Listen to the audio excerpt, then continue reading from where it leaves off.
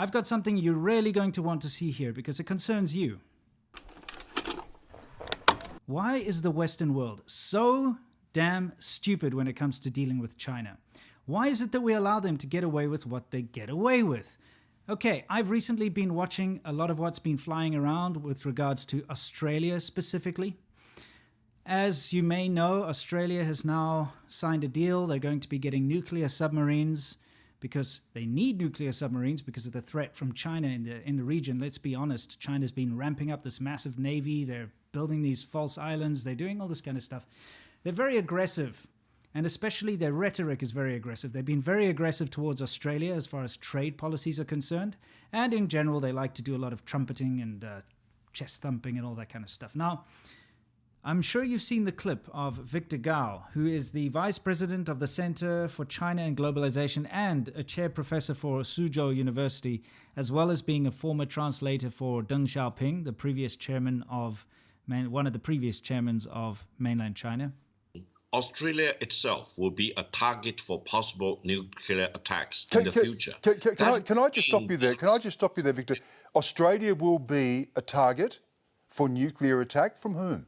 You do not need to know whom it will be, but as a logic, no one wants to target any nuclear-free zone, which now includes Australia. Australia has said it will not be carrying nuclear weapons. These are nuclear-powered submarines, as indeed China has.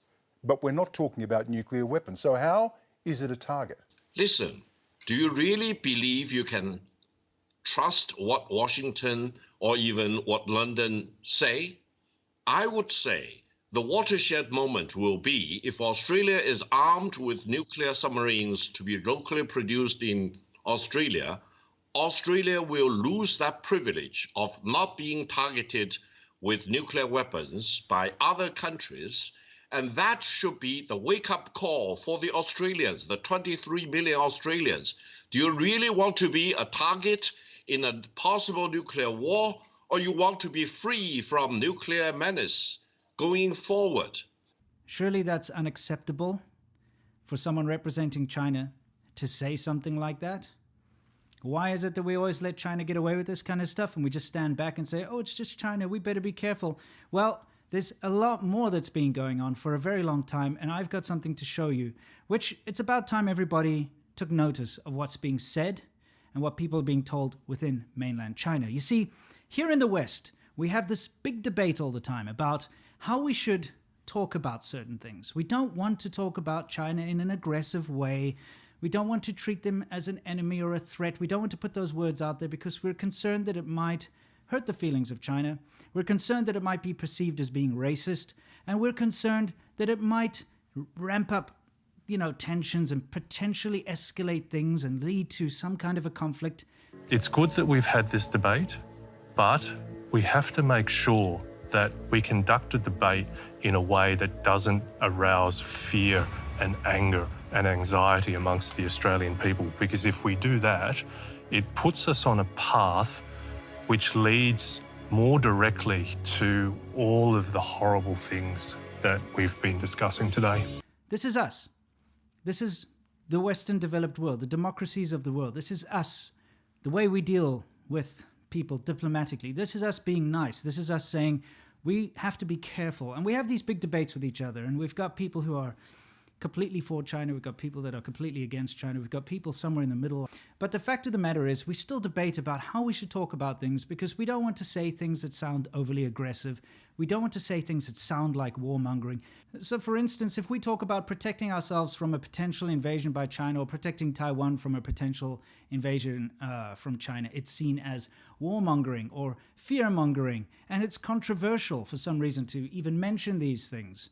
However, in mainland China, they are blustering and constantly calling for war, constantly talking about how they're going to invade Taiwan, constantly talking about how America and the West is their enemy. I'm going to show you some real-life stuff so that you can see that while you're worried about your words being misconstrued as perhaps a little bit too aggressive or perhaps something that might escalate a situation or something, China already is full blast escalating, speaking aggressively, and they're doing it to every single citizen of China.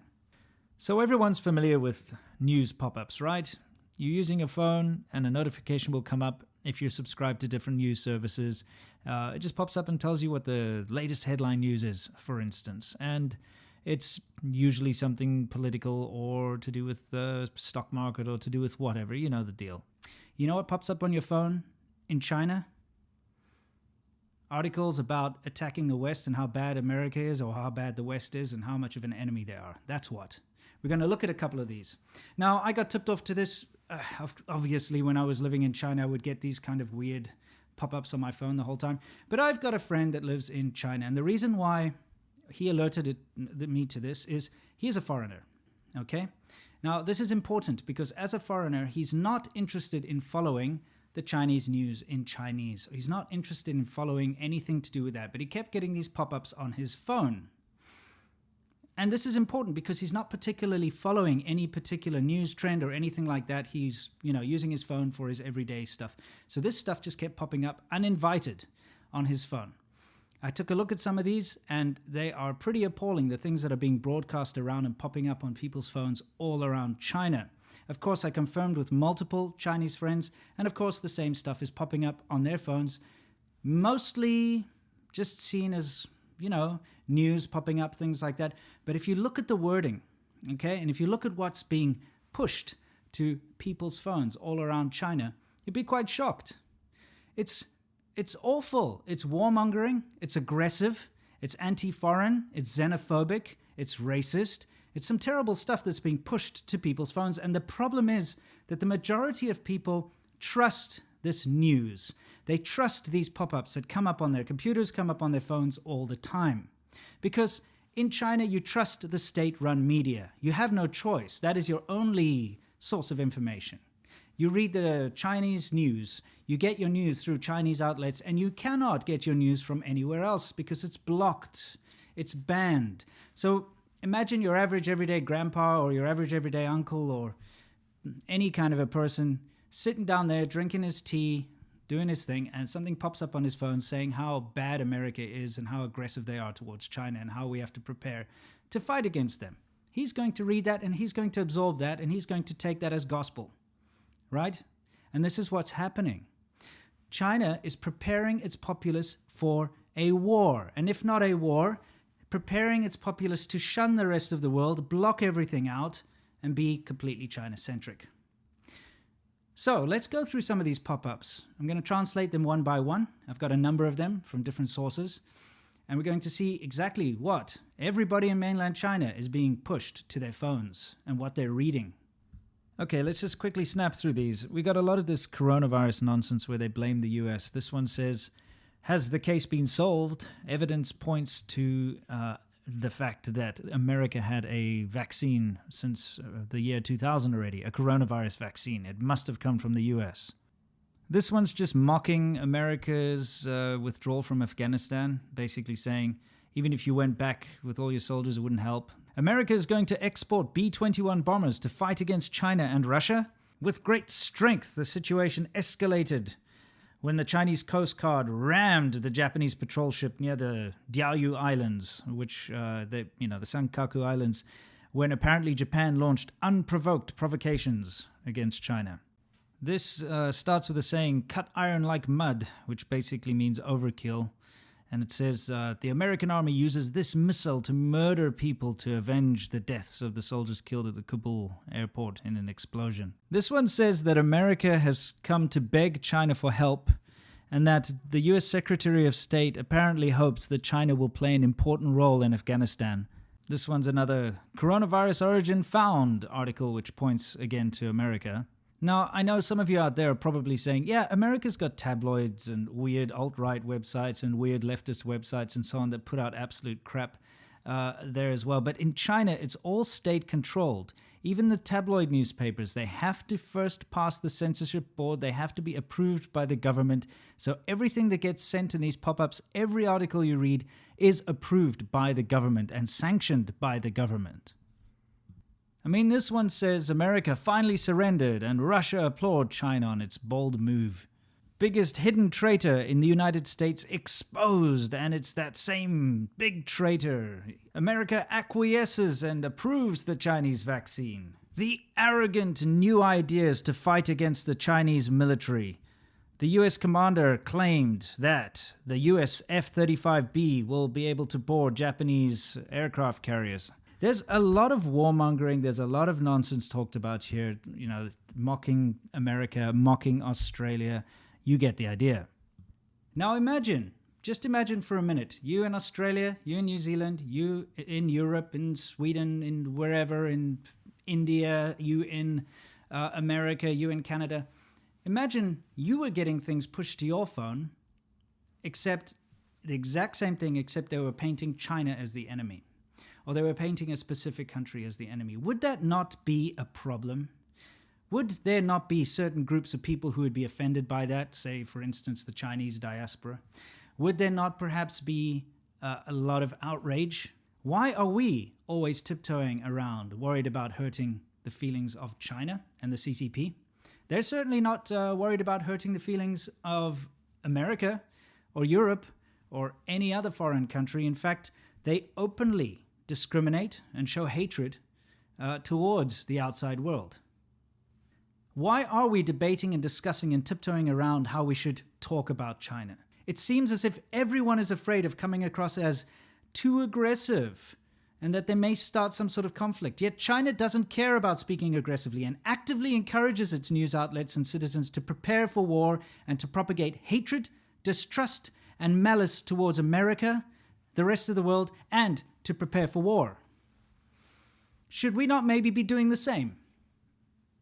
I don't want to be a warmonger or a fearmonger or anything like that, but if my neighbor is constantly talking about how he's going to attack me and how bad I am and how they're going to defeat me in a single blow and all this kind of crap, surely I should be preparing in the same fashion, at least preparing a good defense, preparing myself when this belligerent, terrible neighbor of mine decides he's going to strike? Or should I just be tiptoeing around saying, oh, I've got this crazy neighbor and I really shouldn't even mention his name. I should avoid coming home when he's home because I don't want to make him angry. Because that's what the rest of the world is doing right now. We are allowing China to bluster and prepare for war and build up its military and its navy and take advantage of the rest of the world while we're too kind and too nice. We care about their feelings too much. We're too compassionate towards China because they have no compassion towards the rest of the world. In China, with the CCP China, it's all about CCP, CCP, and CCP. The Chinese people, they don't even care about them, only if they serve the CCP. One proof of that, just see when any Chinese citizen decides to speak out against the CCP or decides to go his own way, you'll see very quickly what happens to that person. If you toe the party line, and if you're in line with what the CCP wants, sure, they'll allow you to have your moderate prosperity. They'll allow you to continue on with your existence, but step out of line, that's it. CCP is not a nice group of people. There's nothing positive about them. A lot positive about the Chinese people, mind, but not the Chinese government. So, now you know what everyone in China is reading on their phones on a daily basis, the kind of crap that's being pushed to them. Don't feel too upset the next time someone treats the Communist Party of China as some kind of a threat, or perhaps talks about them being a threat. Don't be that person who's like, oh, don't say that. You might be a little too aggressive, that you might hurt their feelings, because they don't care about your feelings. They don't care about our feelings. You've seen it for yourself. Anyway, until next time, guys, you know the drill. As always, stay awesome.